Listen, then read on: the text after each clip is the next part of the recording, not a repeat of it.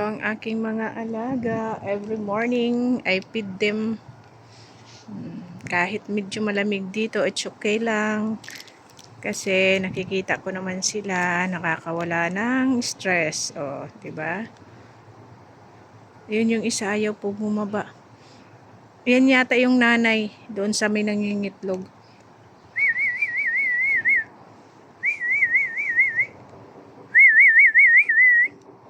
Ayan o. Ay, anak rin sila niya. Siguro to na yung batik-batik. Oh, meron din kamukha yung balahibo niya.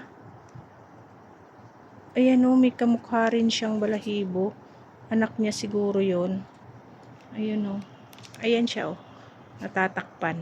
Ayun, yan. Kamukha nung may batik-batik na dalawa rin sa ulo.